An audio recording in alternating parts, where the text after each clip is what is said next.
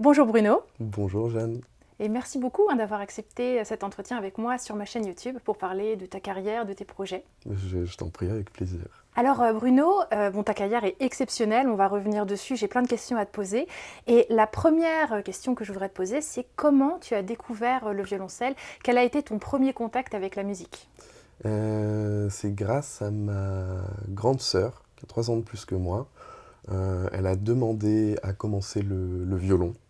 Il y a des petites filles qui veulent faire de la danse, d'autres qui... elle a vraiment demandé à faire du violon. Elle a insisté auprès de mes parents. Et elle a fini par rentrer au conservatoire à Perpignan. Mes parents étaient mélomanes, mais pas musiciens. Euh, et moi, comme je voulais faire comme ma sœur, je me suis, entre guillemets, retrouvé dans le conservatoire parce que mes parents n'allaient pas faire plein d'allers-retours, donc j'y allais en même temps que ma sœur. Et la salle mitoyenne de celle de violon, c'était la salle de violoncelle. Et il y a eu une première rentrée avortée parce que j'avais 3 ans, on avait dit que j'étais trop petit. Et le jour de mes 5 ans, j'ai pu commencer le violoncelle. J'étais tout fier. Il me semble en plus que c'était le jour de mon anniversaire. Et donc pendant 1 an, le parc instrumental n'avait pas d'archet à me prêter. Donc du coup, pendant 1 an, j'ai fait des PIDS. Alors j'en fais pas, je les fais pas mieux pour autant aujourd'hui. Euh, mais voilà, c'est comme ça que j'ai commencé le violoncelle. J'ai aimé tout de suite, déjà le fait qu'on en joue assis, parce que je suis assez fainéant. Et aussi, non, le fait qu'on l'ait entre les jambes, que ça fasse énormément vibrer la cage thoracique. Euh, et j'ai adoré ça tout de suite. C'est long, un an à faire que des pits quand même. Oui, je te le confirme, c'est long, mais moi je m'en fichais. Je faisais un peu comme ma sœur, j'allais au cours de violoncelle, je faisais mes PIDS. C'est des cours, je sais plus, mais quand on commence, c'est peut-être un quart d'heure ou 20 minutes. Et voilà, j'étais bien avec mes PIDS. Et puis l'année d'après, j'ai eu un archer, et là c'était chouette. J'ai un peu joué avec ma sœur, j'ai un peu. Non, c'était chouette. Hmm. Comment s'appelait ton premier professeur? Marie-Madeleine Mille. D'accord. Et elle s'est occupée de moi jusqu'à mon départ pour Paris. En parallèle, il y avait des profs, on appelle de masterclass, qui venaient au conservatoire à Perpignan, parce que le directeur du conservatoire de Perpignan avait des fils qui faisaient de la musique, du violon, du piano et du violoncelle. Donc du coup, dans ces trois classes, il y avait des profs de masterclass qui venaient. Le premier prof de masterclass, c'était Philippe Muller. Après, il y a Yvan Chiffolo qui est venu. Il venait une fois toutes les 3 semaines. Et donc moi, j'ai travaillé avec Yvan Chiffolo. J'ai commencé avec lui, c'était absurde, j'avais 9 10 ans. D'ailleurs, il était adorable parce que le premier cours que j'ai eu avec lui, il me dit je te préviens, je sais pas faire avec les enfants. Donc du coup, c'était très mignon parce que voilà, il y avait un rapport. Je me souviens, je travaillais le deuxième concerto de Golterman. Et voilà, je me suis assez rapidement très bien entendu avec lui. C'était assez touchant parce que il était très, euh, il était très protecteur. Mes grands-parents avaient un fax. Il fallait que je commence à travailler avec les partitions annotées sans doute par Navarra ou lui. Et donc je recevais ça. Et je pouvais pas commencer avant d'avoir eu les doigtés et coups d'archer. Donc voilà, j'allais chez mes grands-parents imprimer les partitions. Et voilà, jusqu'à mes 13 ans, c'était à peu près ça la configuration. Donc voilà, non, j'ai été très chanceux euh, à ce niveau-là. Et puis plus tard, il y a eu aussi, je dirais, l'intelligence et la clairvoyance. Il y a des limites d'âge inférieur, en tout cas à l'époque, pour se présenter au conservatoire. Et quand j'avais 12 13 ans, il avait écrit au directeur du conservatoire de Lyon pour m'obtenir une dérogation qui n'a pas été acceptée. Et donc il a eu, si je puis dire, c'est pas la gentillesse, mais la bonté de m'envoyer ailleurs. Il aurait pu tout aussi bien me garder en cours 2 ans de plus et me présenter au conservatoire à Lyon, mais il voulait pas me faire, entre guillemets, perdre du temps. Et donc, il a appelé Raphaël Pidou, et l'année d'après, je suis rentré au conservatoire à Paris, au CRR. Donc déjà à l'époque, les professeurs qui t'entouraient avaient remarqué que tu avais un talent, quelque chose qui te faisait avancer beaucoup plus vite que les autres? Je sais pas, je pense que, en tout cas, ils avaient remarqué que j'aimais beaucoup, beaucoup la musique, et que je travaillais mon violoncelle sans rechigner, je le faisais avec plaisir. En même temps, j'étais inscrit à l'escalade, où j'en faisais avec mon père. J'ai fait un peu de foot aussi. Je ne voyais pas ça comme une obligation. Je le faisais vraiment avec plaisir, je me souviens. Alors, de temps en temps, oui, quand je rentrais de l'école, ma mère, surtout ma mère, disait, allez, tu vas faire du violoncelle. Mais en soi, je le faisais toujours avec plaisir. J'avais un seul souci, c'est que pour moi, travailler ce qu'on appelle la technique, les gammes, les études, ça me plaisait pas trop. Il fallait vraiment me forcer pour que je les fasse. Et je me souviens très bien aussi quand une audition se passait très bien, en tout cas avec Yvan Chifolo, euh, il me récompensait en me donnant un morceau un peu trop dur pour moi, mais qu'il savait que j'aimais. Donc c'est comme ça qu'il m'a fait travailler euh, l'arpeggione assez rapidement. J'étais très fier quand il me donnait ça, ou Chameau de Blore, euh, parce que c'était un peu la récompense. C'est de la musique qui me plaît tellement. Et puis je sais pas, à cet âge-là, on a très peu de peur. On se rend pas compte en fait que les pièces sont si dures. L'arpeggione, c'est redoutable. Quand je l'ai repris 10 ans plus tard, j'étais très inquiet de chaque démanché, de chaque. Mais je me souviens, plus jeune, petit, j'avais cette espèce peut-être, cette espèce d'insolence ou de tout marchait correctement. Mais juste parce que j'aimais tellement ça que je le travaillais vraiment sans compter les heures. Je me disais pas, tiens, j'ai de telle heure à telle heure pour travailler mon violoncelle. J'y allais vraiment. Et ça, je pense que mon prof l'avait compris.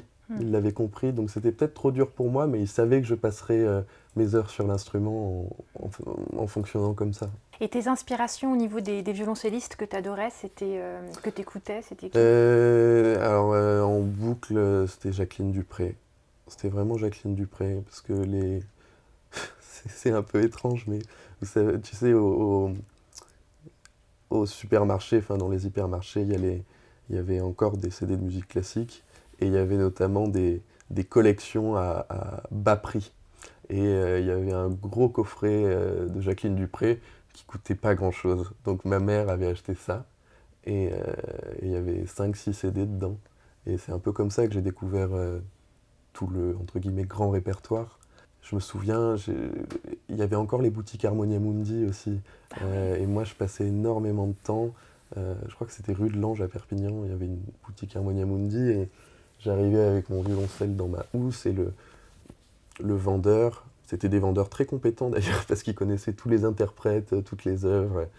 Il me gardait des disques, quand il reçoit des cartons de disques, il a toujours un CD voilà, pour l'exposer, et il me mettait dans l'arrière-boutique, et moi j'étais avec mon casque, et j'écoutais tout ça. C'est comme ça que j'ai découvert par exemple les suites jouées par Jean-Guihen Queyras. Pour moi ça a été une vraie révélation. Et puis ça m'a aussi appris que ce label, Harmonia Mundi, même si je connaissais ni les œuvres, ni les interprètes, c'était vraiment gage de qualité. Et ça me fascinait de passer ce temps dans l'arrière-boutique. Je lisais un peu les livrets, mais surtout, pour moi, ça c'était une époque bénie, parce que je m'entendais très bien avec ce vendeur, et il était vraiment adorable. Il souriait en me voyant arriver dans la boutique. Il me disait, j'ai ça qui est arrivé, j'ai ça qui est arrivé, et puis voilà. Après, il y avait aussi la médiathèque au conservatoire qui avait des disques.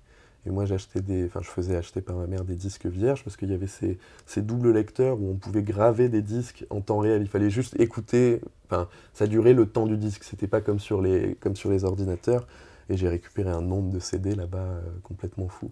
Ouais, donc je dirais dans l'enfance, c'est vraiment Jacqueline Dupré.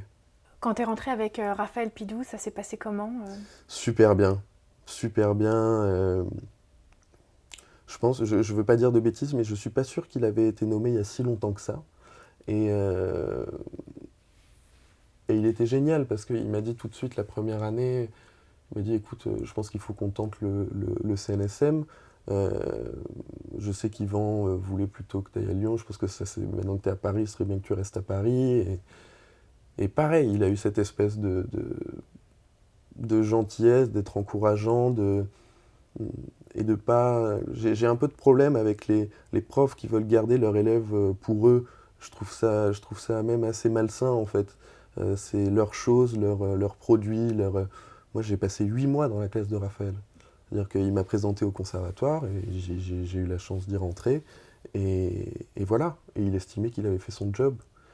Et ça, je trouve ça extraordinaire. Il m'a même offert mes premiers concerts, mes premières tournées. Quand tu dis des tournées avec Raphaël Pidou, tu veux dire que... Enfin, comment ça se passait? Il t'emmenait jouer en concert? Oui, on faisait des tournées avec les duos d'Offenbach. Il m'a présenté à Christophe Coin aussi, parce que dans le Limousin, il y avait des concerts. Donc j'ai pu faire mes premiers concerts avec quand même Raphaël, Christophe.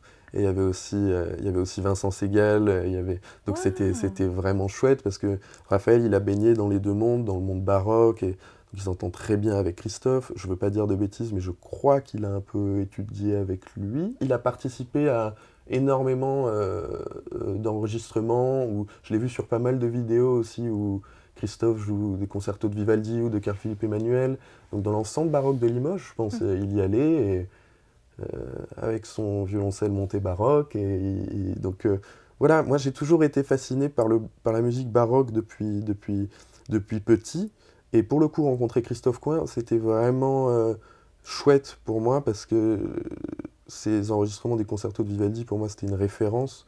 Je suis très triste pour le moment s'il m'entend qu'il n'ait pas enregistré les suites de Bach, parce que j'ai entendu quelques mouvements en live et c'est d'une beauté incommensurable. Donc j'espère qu'il le fera. Si tu m'entends, Christophe, fais-le. Euh, et, et voilà, donc non, j'avais mes premiers engagements professionnels. Euh, voilà, j'ai quitté le lycée avant d'avoir le bac assez rapidement, parce que vous voyez, il y avait ces concerts, plus le conservatoire. Je pense que je suis rentré trop tôt au conservatoire, très honnêtement. Euh, non pas par rapport au violoncelle en lui-même, mais par rapport à ce que toute la structure peut apporter. Quand on a 13-14 ans, ben voilà, on fait ses cours de violoncelle, on a des cours d'analyse, mais il y a tellement d'autres disciplines, il y a tellement Mm. d'autres... Voilà, et en fait, ces 5 années, elles passent très très vite. Elles passent très très vite. Et c'est plutôt un système universitaire. Donc voilà, moi, à Mm. partir du moment où j'ai arrêté le lycée, je passais mes journées au conservatoire. Et là, on rencontre des étudiants qui adorent l'orchestre, d'autres qui adorent la musique de chambre, d'autres... donc c'est plus ce monde-là, après, pour moi, qui a été fascinant. J'ai toujours été avec des personnes plus âgées, entre guillemets, et c'est ce que j'ai adoré, parce que je me suis senti porté aussi bien intellectuellement que musicalement. Mm. Et donc c'est Raphaël Pidou qui t'a fait découvrir, enfin, et Christophe Coin, le violoncelle baroque, parce que Ouais, tu c'est t'es les beaucoup premiers. spécialisé là-dedans. Ouais, plus tard, ouais, Ouais. mais c'est vraiment eux, ouais. Première fois que j'ai joué avec des boyaux et un archer baroque, j'ai regardé Christophe. Christophe m'a regardé. On avait concert dans 2 jours. Et il m'a dit, ok, on va travailler un peu. Mais, mais voilà, c'était rigolo. Parce que pareil, il me faisait jouer il m'a fait des plans avant des concerts quand même. Il me disait, eh, tiens, j'ai retrouvé une partition, un truc, un duo de violoncelle. Ça te dit, on fait ça. Moi, j'avais déchiffré ça avec lui.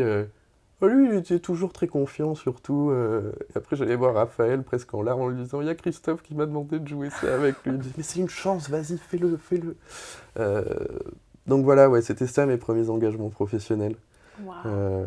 Donc c'était quand même très très chouette. J'ai été très bien entouré, beaucoup de bienveillance. Et, euh, et du coup, ça a fait que le rapport à la scène aussi en a été, entre guillemets, transformé. Parce que quand on partage la scène avec des gens qui en ont tellement fait déjà, euh, on relativise, entre guillemets, beaucoup de choses. Même si on est jeune et qu'on a conscience qu'on a des choses à prouver, avoir la chance de voir ces gens et leur expérience euh, fait qu'on se... J'aime pas le terme, mais qu'on essaye de se hisser à leur niveau. Et évidemment, on n'y arrive pas, mais je veux dire, intellectuellement, le rapport à la scène devient différent. Mm. On voit backstage manger une banane, voilà, faire une petite gamme, faire un petit truc. Et c'est génial. C'est génial parce que du coup, ça, on fonctionne par mimétisme. On a envie bah, voilà, d'un jour, parce qu'on est toujours en études, tout ça, on sait pas. Moi, je je savais pas vraiment que j'allais me spécialiser là-dedans, même en étant au conservatoire. C'est juste, c'est juste que c'était la suite logique de ce qui se passait depuis que j'étais petit. Mais je me suis jamais dit, tiens, je vais devenir violoncelliste avant très longtemps. Donc non, ouais, je les remercie énormément pour ça. Comment ça s'est développé pour toi? T'es sorti très jeune du conservatoire. Bah du coup, oui, trop. J'ai eu un prof que je citerai pas pendant 5 ans. Mais ensuite, en sortant du conservatoire, je suis tout de suite allé étudier à l'étranger. D'accord. J'ai été à Kronberg, c'est une école à côté de Francfort. J'ai étudié avec Franz Elmerson et Gary Hoffman là-bas. Et surtout, j'ai fait beaucoup de musique de chambre et de belles rencontres avec des musiciens extraordinaires. Kronberg, c'est une école que je recommande énormément, mais en même temps, c'est une école, entre guillemets, qui en est peut-être pas vraiment une. C'est-à-dire que c'est un sas entre la vie d'étudiant et la vie professionnelle, parce qu'on se retrouve à jouer avec des Tabea Zimmermann, des Christian Tetzlaff, des Andras Schiff, donc c'est plus je dirais, hein, maintenant avec du recul, une manière de se présenter, à ces gens-là, et d'avoir la chance de pouvoir jouer pour eux et avec eux, sans avoir à aller faire le pied de grue à la sortie d'un concert, par exemple, parce que moi je ne sais pas faire ça, dire j'adore ce que vous faites, est-ce que je pourrais jouer quelque chose pour vous? Là, on a cette chance-là, c'est dans le cadre de l'école. Voilà, moi ça m'a permis de rencontrer aussi des chefs, notamment Christophe Eschenbach, qui m'a tout de suite pris sous son aile, qui habite Paris, donc avec qui j'allais jouer fréquemment avec mon ami et collègue Tanguy de Villancourt au piano pour voilà, travailler pas mal de sonates. Ben voilà, ça c'est des rencontres que j'ai fait grâce à l'académie de Kronberg. Et en parallèle, j'étais à Salzbourg, au Mozarteum, avec Clemens Hagen. Et ça, pour moi, ça a été... c'est mon dernier professeur, déjà, et ça a été assez extraordinaire pour moi, cette rencontre, parce que c'est l'humilité incarnée. C'est l'humilité incarnée, c'est-à-dire que il y a 2-3 phrases comme ça dont je me souviens. Il m'hébergeait chez lui, j'avais pas beaucoup d'argent, il avait une grande maison, et voilà, quand j'allais prendre mes cours, parce que du coup j'étais en, je sais pas comment ça s'appelle, en doctorat, ou je sais plus, j'avais que le violoncelle. Donc j'allais une fois par mois, mais pour quelques jours. Et il me donnait pas mal d'heures de cours. Et au-delà des cours, quand on rentrait chez lui, on dînait avec son épouse, et puis après, il sortait des conducteurs et on mettait la musique, parce que c'est ce que lui faisait avec son prof, Heinrich Schiff. Et il n'a pas seulement été adorable humainement, il m'a offert des valeurs aussi assez fortes. Et donc Clemens Hagen, au-delà du génial violoncelliste qu'il est, et professeur aussi, il est devenu professeur très très tôt. Il est devenu professeur à 18 ans. Heinrich Schiff lui a donné sa classe et il est parti à Vienne. Donc c'est quand même pas banal de se retrouver professeur à 18 ans, on n'a que des élèves plus âgés. Et lui, en tant que quartettiste, donc il jouait avec ses frères et sœurs, c'était le plus petit de la famille. Donc il m'avait expliqué que pendant les répétitions, il n'avait jamais le droit de parler. Jamais le droit de parler. Mais il m'a dit, ça a été la plus belle leçon que j'ai reçue de la vie et pour la musique en général. C'est qu'il me dit, du coup, quelle que soit la personne avec laquelle je joue, quelle que soit la formation, en fait, je ne parle que quand je pars du principe qu'une prise de parole va à l'encontre de la musique. Sinon, mon ego me dicte pas. Souvent, c'est l'ego qui parle en répétition quand on veut que quelque chose se passe comme ça ou comme ça. Et lui, comme il n'avait pas eu l'occasion de parler, il n'avait pas développé cet ego-là de ça doit se passer comme moi je veux. Donc du coup, quand quelqu'un faisait une proposition que c'était pas forcément son goût, mais que ça allait pas à l'encontre de la musique, il disait rien. Donc c'est le musicien peut-être le plus flexible que j'ai rencontré. Et ça, pour moi, ça a été une très très très très très très belle leçon d'humilité aussi, d'être capable du coup de jouer avec tout le monde, parce que finalement, tous les goûts sont dans la nature, personne ne détient la vérité. Voilà, je me souviens, c'était une promenade qu'on avait fait, et on s'était mis à parler de ça, et j'étais ressorti de cette conversation, pas bouleversé, mais je me suis dit, ça, c'est une forme de vérité. Ça, on touche un peu à l'absolu. Parce que lui, finalement, si on regarde, à 14-15 ans, il a gagné, je ne sais plus quel prix c'était, en jouant avec le Berlin Phil à Berlin. il a gagné ce concours de soliste pour partir faire le tour du monde avec Appresario, Deutsche Grammophon, enfin tutti quanti. Mais on lui a dit, par contre, du coup, le quatuor, faut arrêter. Et il a refusé. Il a refusé. À 14 ans. C'est quand même pas banal. Ah oui. C'est pas banal, c'est-à-dire que lui, le quatuor, il a commencé comme ça. C'est un des piliers de son rapport à la musique. Maintenant, ils font 6 mois par an. D'ailleurs, ils vont bientôt arrêter. Mais, euh, mais voilà, c'est un homme vraiment j'étais plus âgé, donc c'était pas, je dirais pas un rapport filial, mais plus de mentor vraiment bienveillant. Pareil, j'en ai eu deux, trois comme ça. Tabea Zimmerman, extraordinaire. Du coup, elle m'a fait confiance et on a fait plusieurs concerts ensemble aussi, mais elle m'avait dit des choses qui sont des belles leçons de vie. Elle m'avait dit, de toute façon, Bruno, tu verras, plus tu vas grandir, moins tu sauras ce que tu veux, mais plus tu sauras ce que tu ne veux plus. Et elle a tellement raison, elle a tellement raison. Pareil par rapport à la question d'aller sur scène quand on est en panique. Si le travail a été fait, parce qu'elle est très cartésienne, elle est très cartésienne. Elle joue magnifiquement bien, mais elle est aussi très cartésienne. Elle dit c'est très simple. Tu te regardes dans un miroir, tu te dis le travail a été fait, et maintenant arrive ce qui arrive. Mais pareil, c'est vrai. Bon, du coup, il faut éviter de se regarder dans le miroir si on n'a pas travaillé, parce que du coup, ça peut créer des petites tensions entre l'inconscient et le conscient. Mais voilà, c'est ce genre de personnes-là euh, qui m'ont, qui m'ont tellement inspiré. Non pas parce que ce sont de géniaux interprètes ou qu'ils sont des gens connus, ça aurait pu être des gens tout à fait normaux qui m'auraient dit ce genre de choses, j'aurais trouvé ça tout aussi vrai. Et ouais, un autre pareil. Alors c'est un peu cheesy, mais quand je commençais à avoir un peu enfin, pas mal de concerts, Christophe Eschenbach, un jour, il m'avait dit, quand on dînait, il m'avait dit, tu sais Bruno, le jour où tu rentres sur scène avec l'impression comme dans l'état comme si tu allais chercher le pain à la boulangerie, il faut que tu fasses une pause. Parce qu'il faut faire de la scène son propre paradis. Et bon, quand on a quelqu'un de 75 ans qui dit ça et qui a un nombre de concerts au compteur assez impressionnant, eh ben ça parle. Et c'est tellement vrai, parce qu'il y a toujours des moments où, ben, avant d'entrer sur scène, oui, ça se doit d'être un moment extraordinaire, non pas seulement pour le public, mais pour sa propre personne, parce qu'on sert quelque chose de tellement plus grand que nous. Et puis, ce métier, il, il est étrange, parce que une fois qu'on rentre sur scène, on est forcément acteur, et en même temps, on doit se mettre exclusivement, pratiquement, au service de l'œuvre, et les gens, pendant 45 minutes, 1 heure, ne font aucun bruit. C'est très rare, en fait, le genre de métier où on peut s'exprimer pendant 45 minutes et ne pas être interrompu. Donc du coup, c'est ça aussi la question de l'extraordinaire. Et je trouve qu'effectivement, souvent, quand on enchaîne énormément de concerts, les choses deviennent presque normales. Et il faut toujours se rappeler que ça peut pas être normal. Ça peut pas être normal et ça doit pas être normal. Parce que, parce que c'est une chance. Parce que c'est une chance, ouais. Quand tu dis ça, ça me fait penser à des musiciens ou des élèves qui peuvent dire qu'ils ont le trac et qu'ils ont peur d'aller sur scène.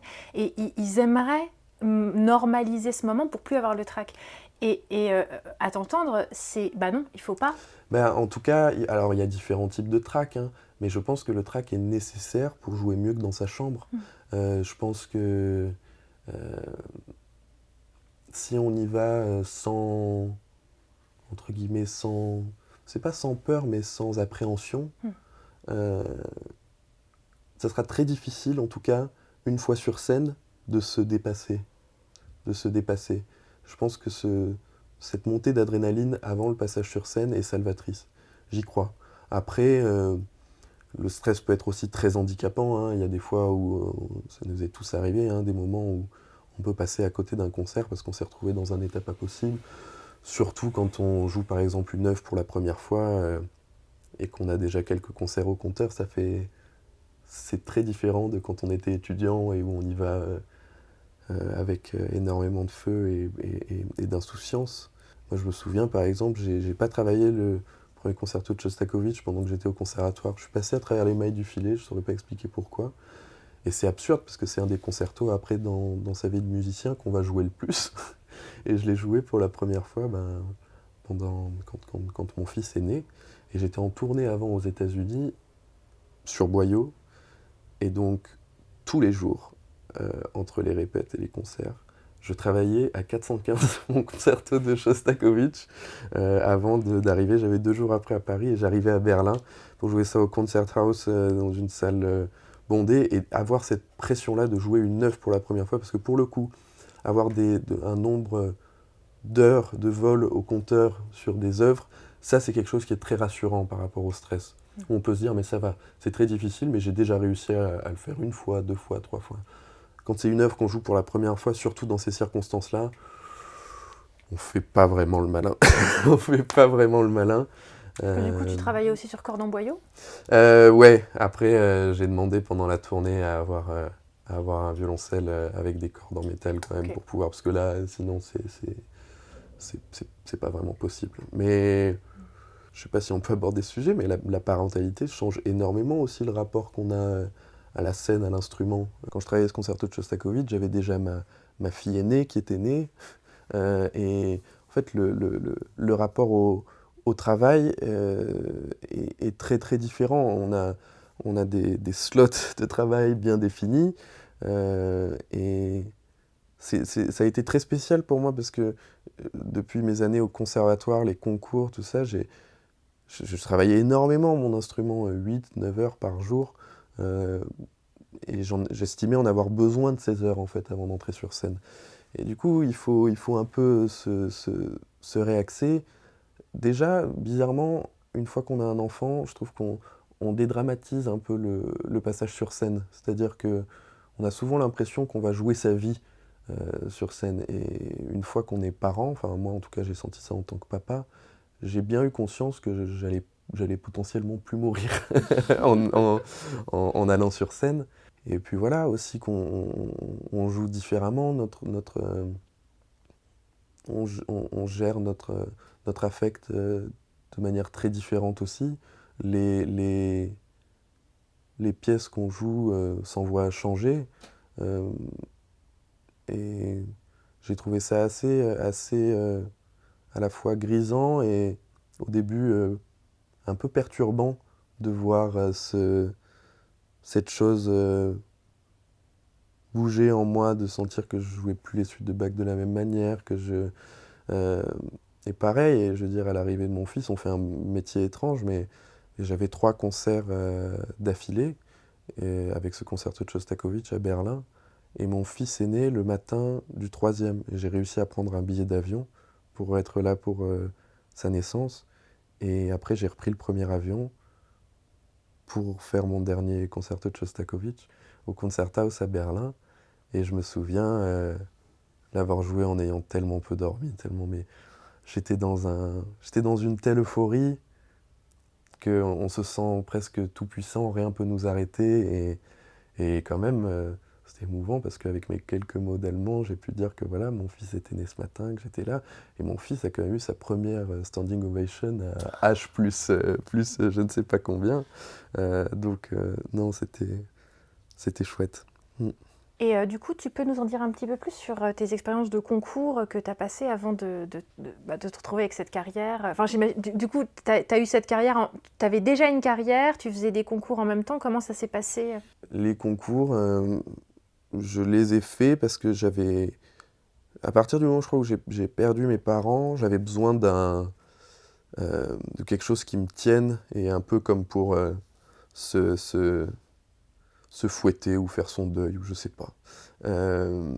Passer ces concours pour se mettre en difficulté et travailler énormément. Donc je suis un peu mis des œillères pour faire ces concours. Après, je veux pas cracher dans la soupe hein, parce que les concours m'ont apporté beaucoup de très bonnes choses.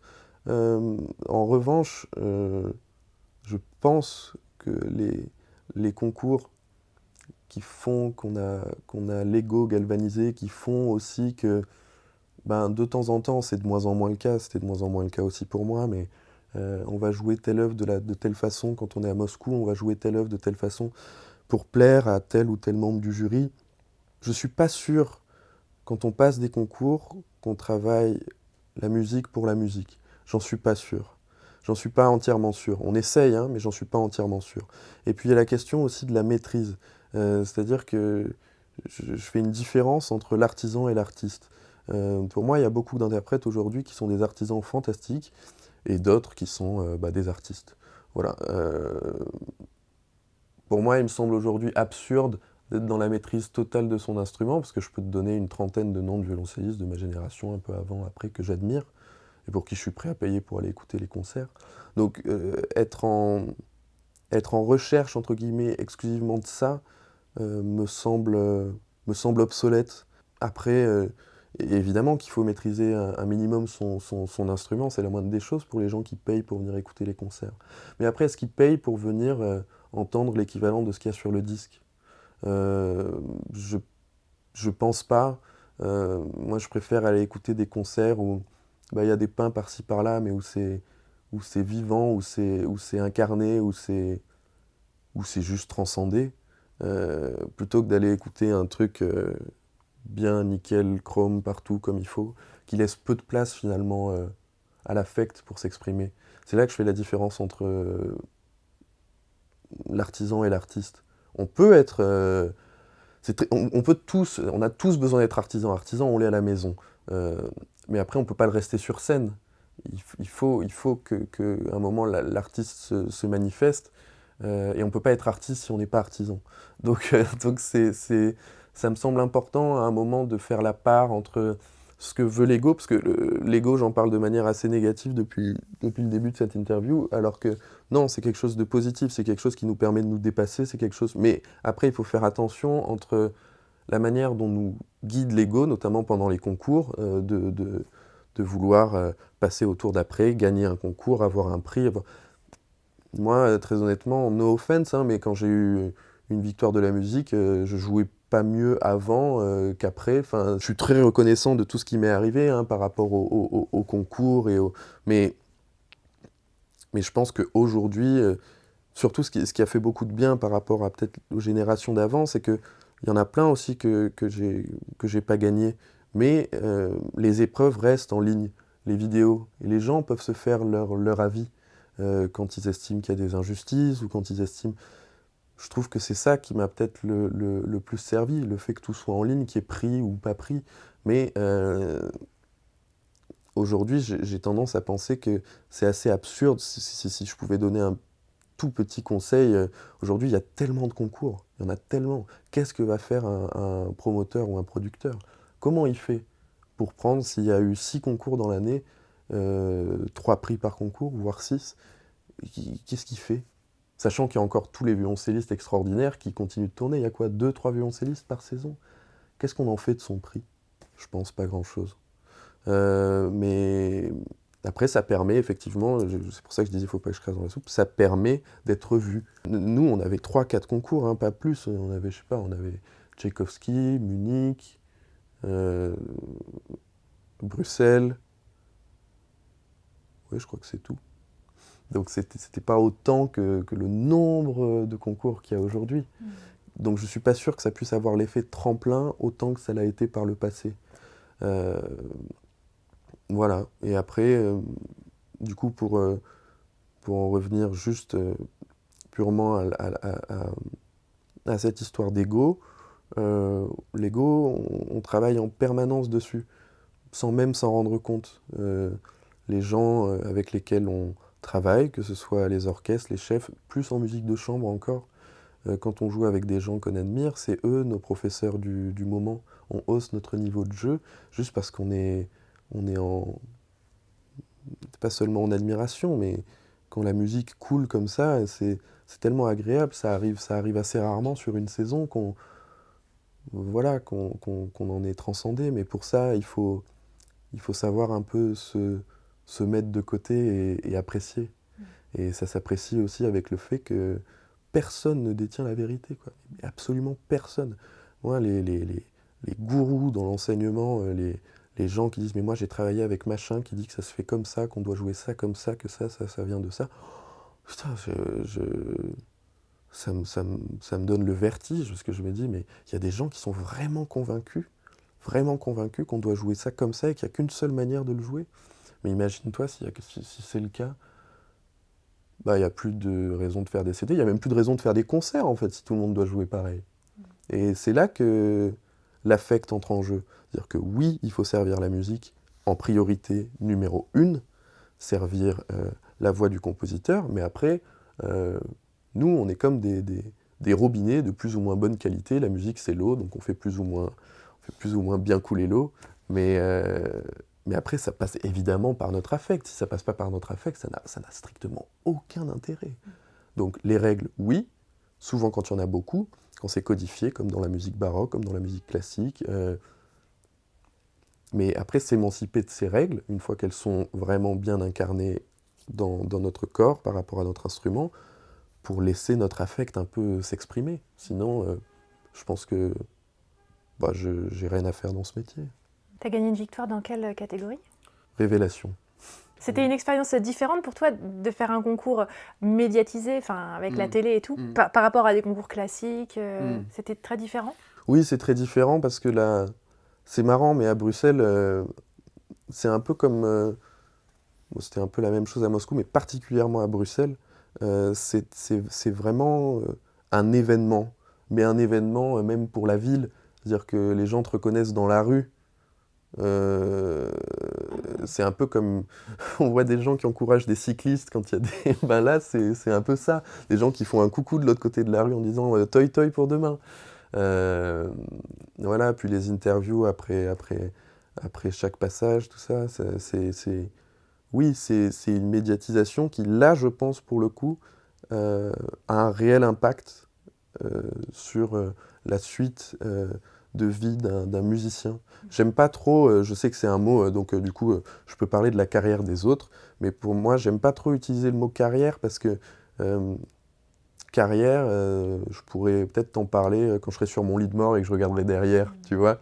Ce mot de carrière, il est... Par rapport, j'entends par rapport à la musique, moi ce que j'adore, c'est me dire, bah tiens, je vais jouer les 6 suites de Bach ce soir, en concert, ben, mon employeur c'est Bach, même si c'est pas mon employeur, c'est pas lui qui va me payer, hein. Mais voilà, je suis au service de Bach, et en fait, il n'y a absolument aucun moyen, c'est pas comme quand on est dans une entreprise et où on monte et où on peut devenir patron, là, on sera jamais au-dessus des compositeurs, mais jamais, jamais, jamais. Surtout pas Bach. Surtout pas Bach, absolument, mais même de tous, leur génie est insurpassable. Et donc, d'une certaine manière, moi, c'est ça qui calme mon ego, je crois. D'écouter la pastorale de Beethoven, de m'écouter ça me fait voir à quel point c'est extraordinaire, c'est génial, mais c'est génialissime. Et quand je me retrouve avec mon violoncelle, ben, j'essaye de faire du mieux que je peux pour les servir parce que je me sens chanceux de pouvoir faire ça. Et aussi de me servir, si je puis dire, de cette beauté-là pour m'exprimer. Et donc, à la suite d'avoir gagné ces concours, la reine Elisabeth et puis les victoires, j'imagine que ça a encore plus propulsé ta carrière. Je pense qu'effectivement, plus on est vu et entendu, plus on a d'opportunités. Après, j'ai la chance d'être aussi très très bien entouré.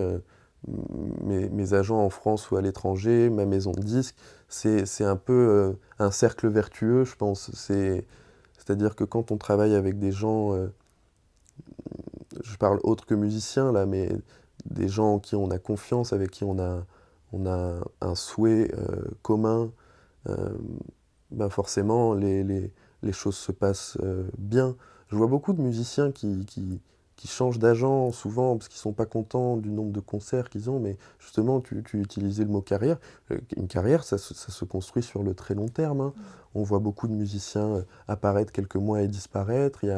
Donc, je pense qu'il y a une part aussi c'est pareil, ça c'est l'ego, mais qui doit se montrer patient. Patient parce que une vie, c'est long. Enfin, ça dépend, mais c'est quand même long. Et voilà, et je pense que je suis pas du tout d'accord avec les gens qui disent ah non, il faut pas lui donner cette pièce-là à travailler, il est trop jeune.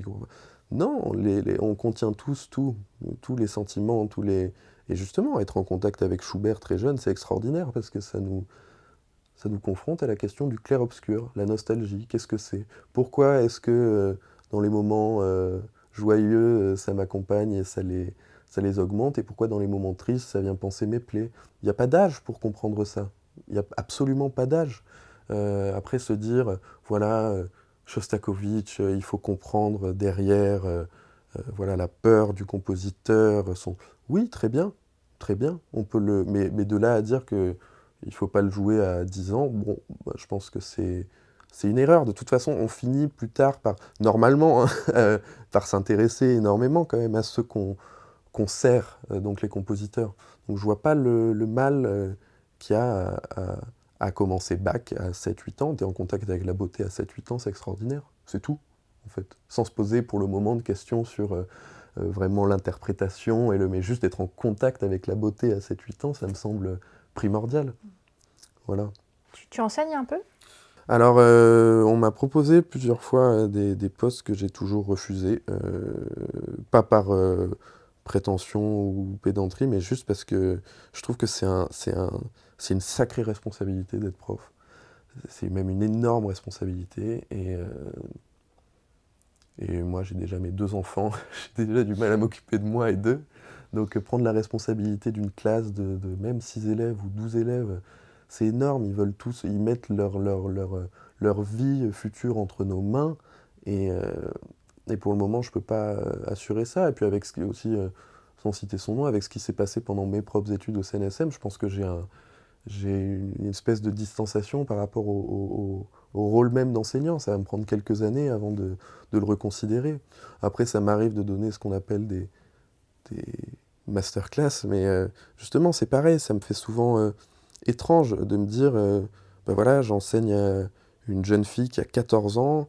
14 ans, c'est l'âge auquel j'étais seul à Paris, et je me dis que mes parents étaient complètement barrés de m'avoir envoyé tout seul là-bas, quoi. Bon, il y avait ma sœur aînée, mais qui était pas tellement plus âgée que moi. Donc aujourd'hui, je regarde tout ça avec un œil beaucoup plus critique.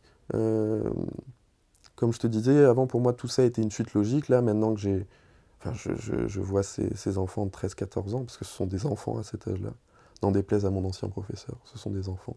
Euh, je me dis, mais moi là j'ai 2 enfants aujourd'hui, mais je laisserai jamais partir mes gosses à cet âge-là, quoi. Enfin, c'est pas possible. Alors après, ok, ils n'avaient pas d'argent, ok, ils n'avaient pas de trucs, ok, ils n'avaient pas de machin, mais c'est complètement fêlé. Enfin, euh, en même temps, je suis obligé de les en remercier parce que sinon je pourrais sans doute pas faire ce métier-là s'ils n'avaient pas eu cette folie.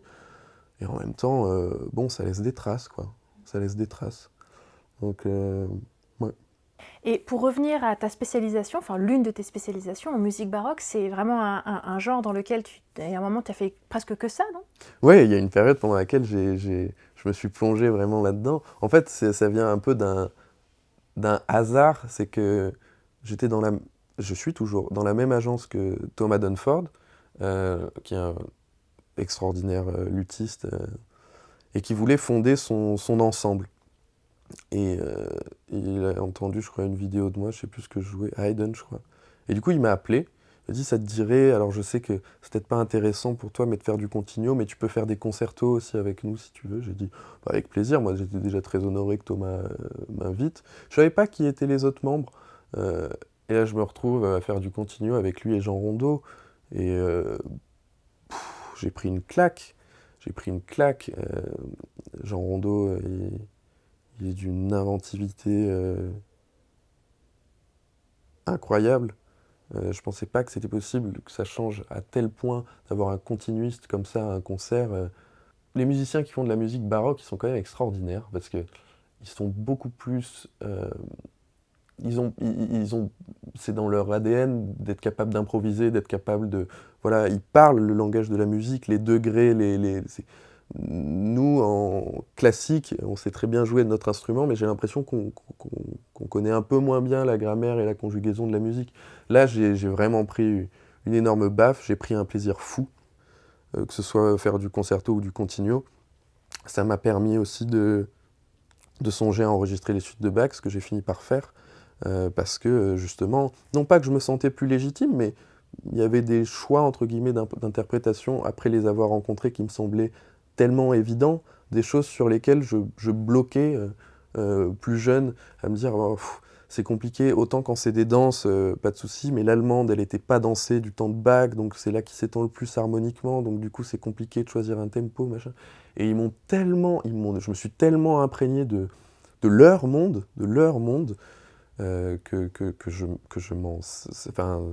je m'en sers autant dans la musique classique et romantique. Parce qu'il ne faut pas oublier que la musique baroque, c'est l'ancienne musique romantique, c'est-à-dire que le compositeur s'épanche énormément.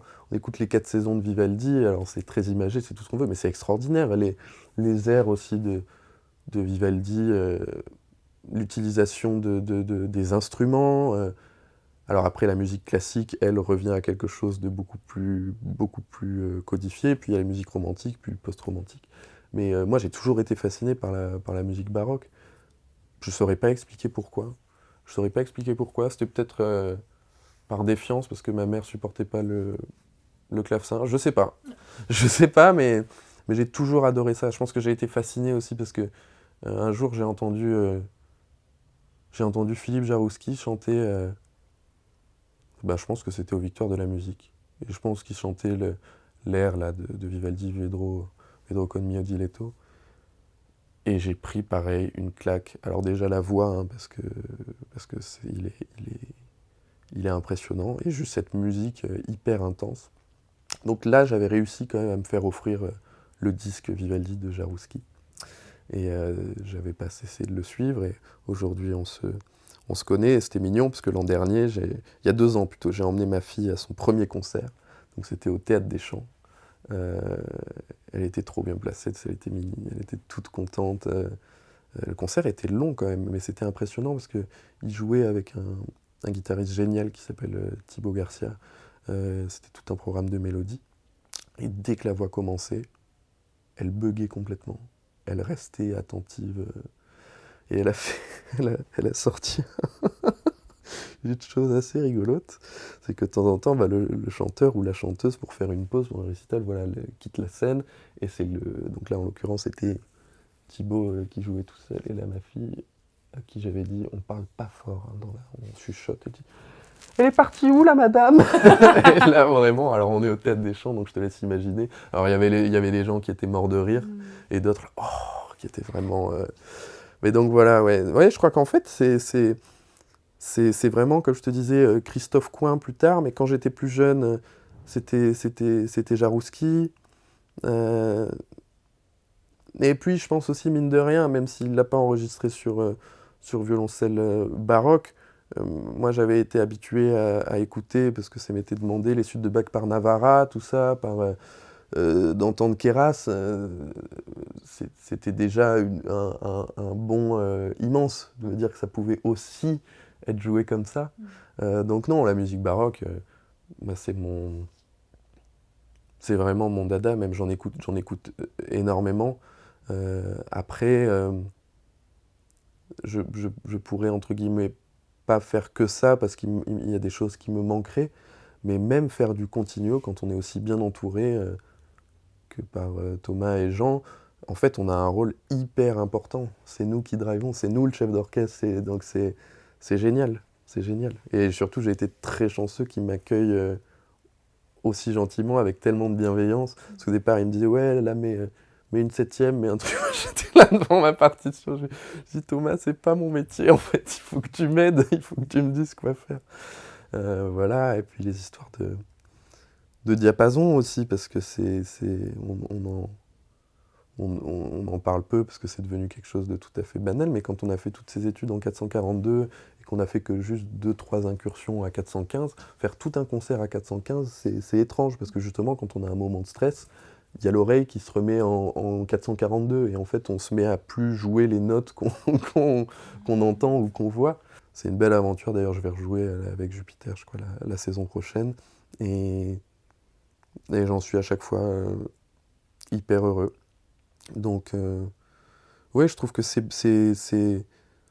bien de faire tout ça, parce que finalement, en tant que violoncelliste, qu'est-ce qu'on a si on fait pas de musique de chambre ou de musique baroque? On a quoi, 8, 10, allez, 10 concertos. comme on le disait tout à l'heure, la vie est longue quand même. Faire dans une saison 6 fois Elgar, 6 fois 500, 6 fois Shosta, 6 fois...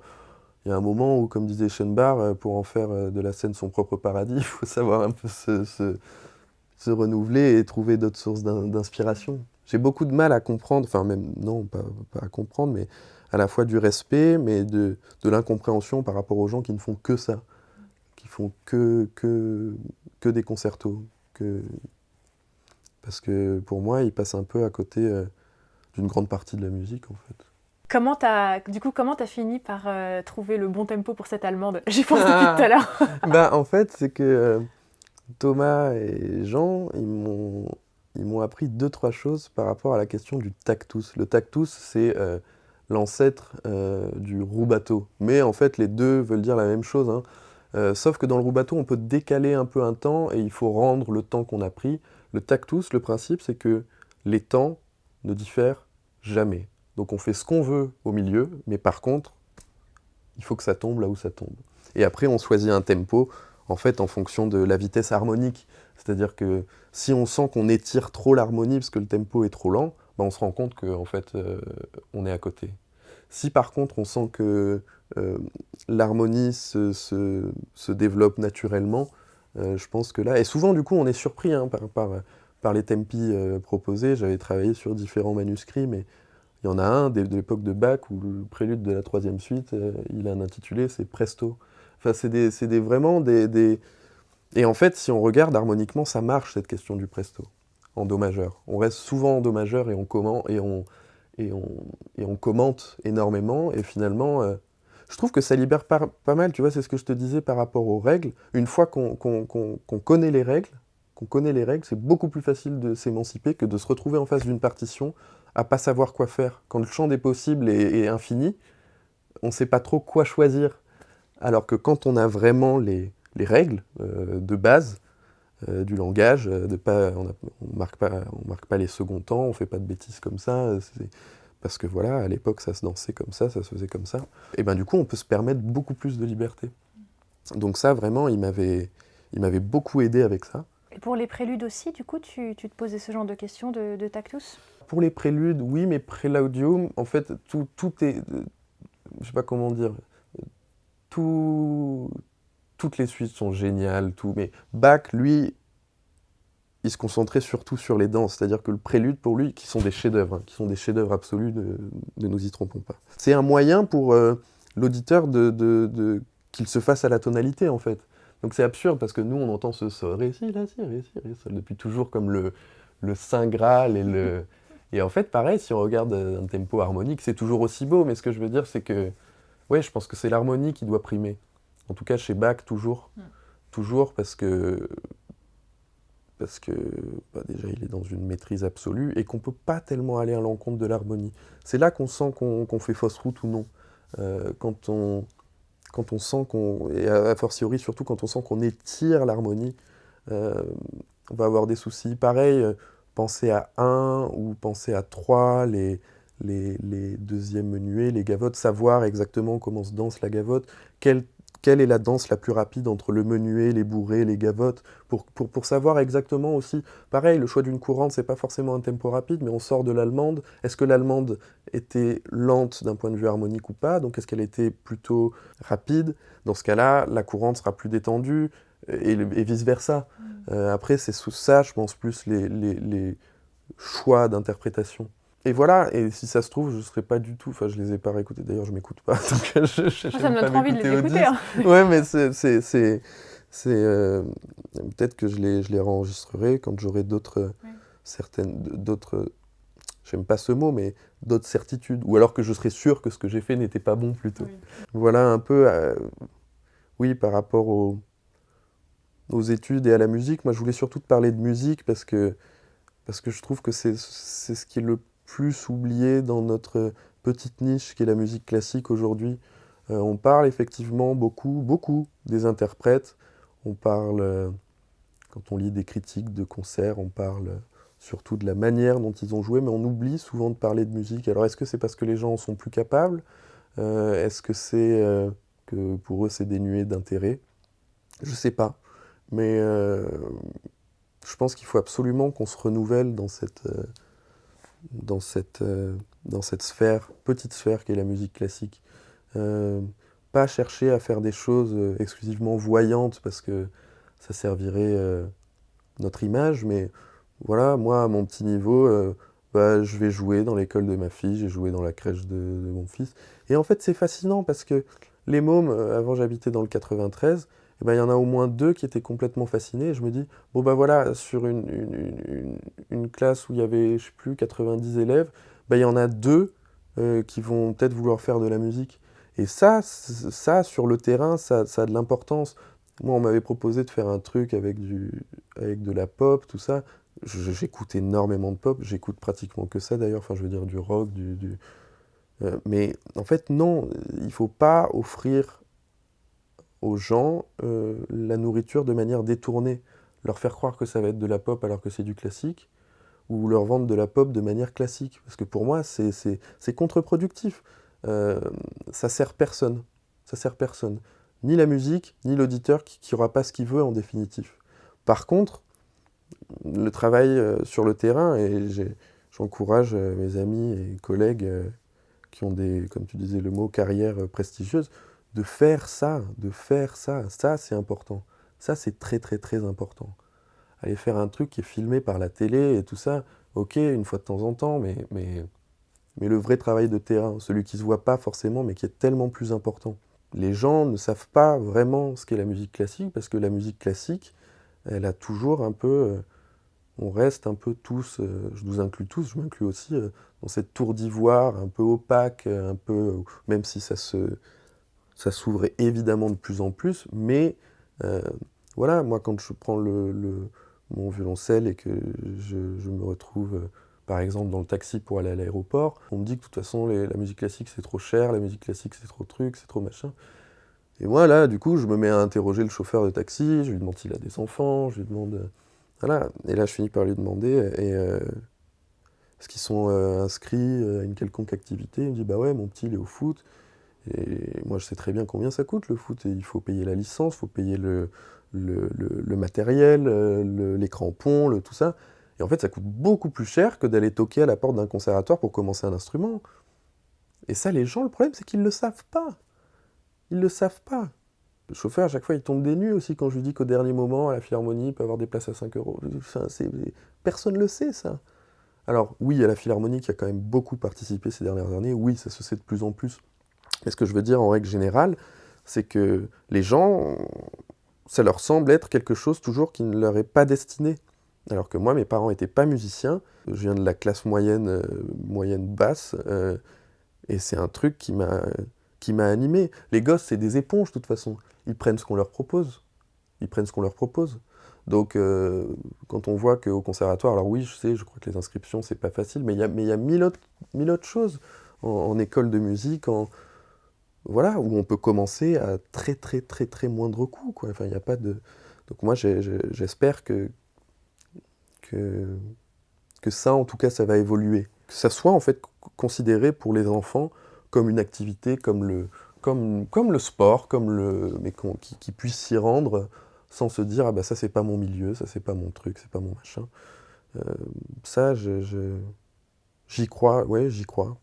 J'aimerais vraiment que les générations actuelles, parce que on vit un peu aussi sur nos acquis, c'est-à-dire que je pense que le mot carrière que tu emploies, dans quelques temps, ça n'existera plus.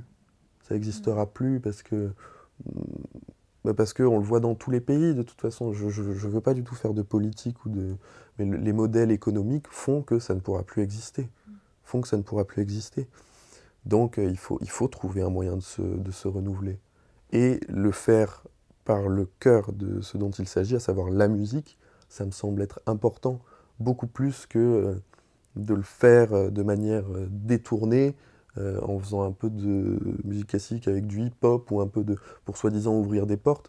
Bah non, parce qu'en fait, le hip-hop, si le môme il connaît déjà ça, il faut lui proposer le matériau brut, le classique, tel qu'il est, pas... voilà, et il y a des gosses à qui ça plaira, d'autres auxquels ça plaira pas, mais au moins ce sera fait. Voilà. Bah, on parlait justement du métier, qui est très beau, mais qui est pas forcément évident tout le temps.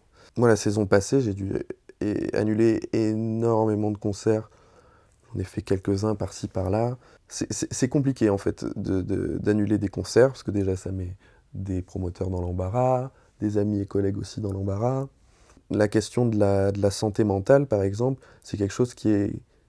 C'est c'est l'enfant pauvre de la médecine. C'est-à-dire que si on annule un concert parce qu'on s'est pété le bras ou une jambe, bon, c'est factuel, c'est pragmatique, il n'y a pas de problème, on ne peut pas aller faire le concert. Quand il est question de santé mentale, c'est beaucoup plus difficile de justifier. De par tout ce qui m'est arrivé depuis petit, euh, moi voilà, on m'a trouvé une maladie, une pathologie, ça a pris du temps, ça a pris 2 hospitalisations de 3 mois et 3 mois et demi. Pour reparler de la scène, justement, c'est une maladie, c'est la bipolarité, je suis bipolaire. Et ça a été masqué pendant des années du fait d'être sur scène. Parce que la bipolarité, c'est pas une maladie, c'est pas un trouble de la personnalité, hein, c'est un trouble de l'humeur exclusivement. Donc on a la thymie, soit c'est très haut, soit c'est très bas. Et la scène fait que l'adrénaline fait qu'on se retrouve très haut au niveau de la thymie. Et le problème quand on est bipolaire, c'est qu'on retombe, et on retombe aussi bas qu'on est monté haut. Donc en fait, ça a été masqué par le métier, ça se régulait à peu près tout seul. Et après, de par les événements de vie, bah voilà, il y a ce qui s'est passé avec mon professeur, il y a le décès de mes parents, il y a plein d'autres choses. C'est assez dur à diagnostiquer, en général, il y a en France 7 à 10 ans de retard, mais voilà, c'était caché, c'est à 70% héréditaire, enfin génétique, et ça se déclenche ou non.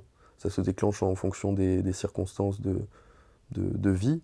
C'est un changement, ça change ma perception de la vie en général, et du concert, et de la question de qu'est-ce que doit être ou peut être la vie d'un musicien.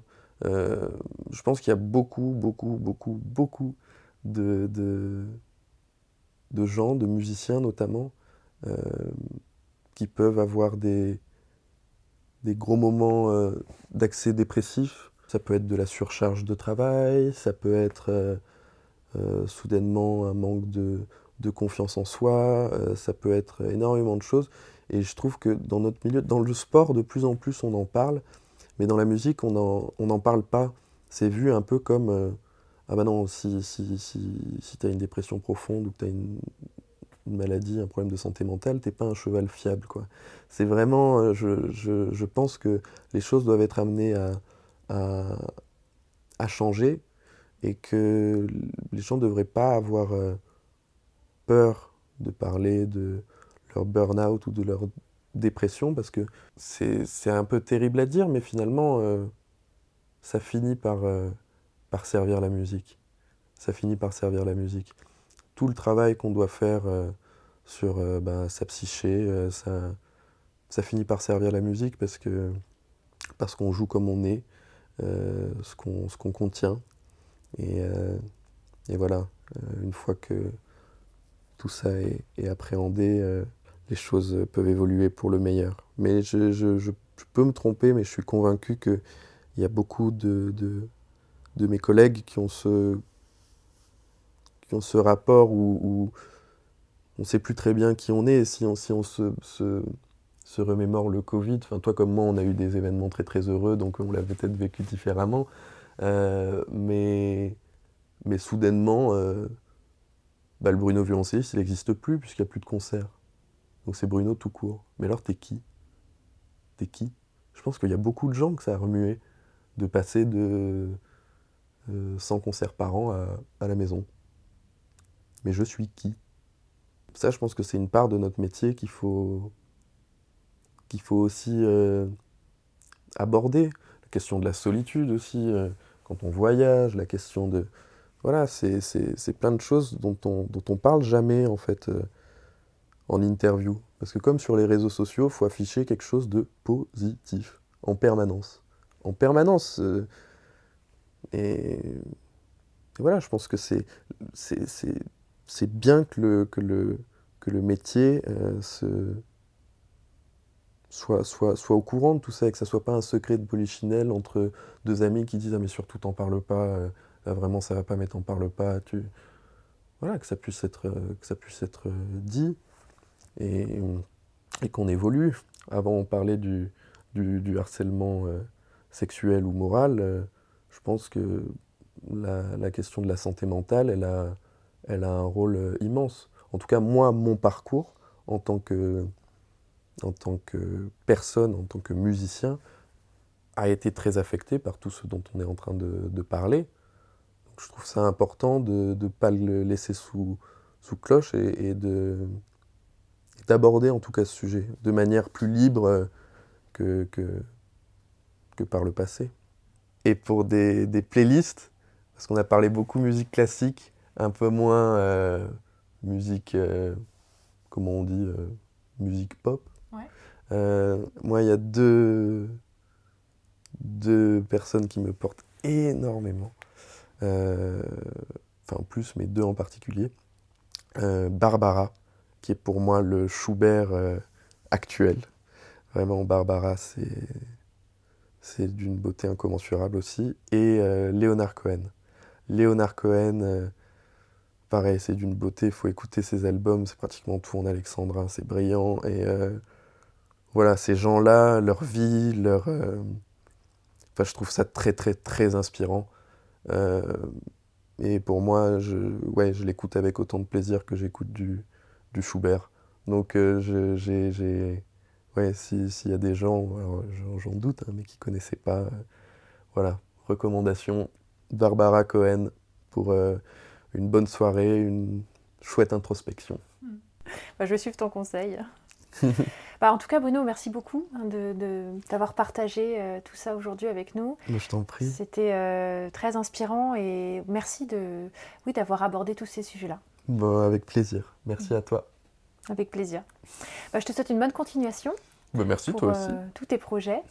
Et puis, quant à vous, si vous avez des questions, des commentaires, comme d'habitude, n'hésitez pas à les laisser sous cette vidéo parce que Bruno ou moi serons ravis de vous répondre. Ciao à tous. Salut.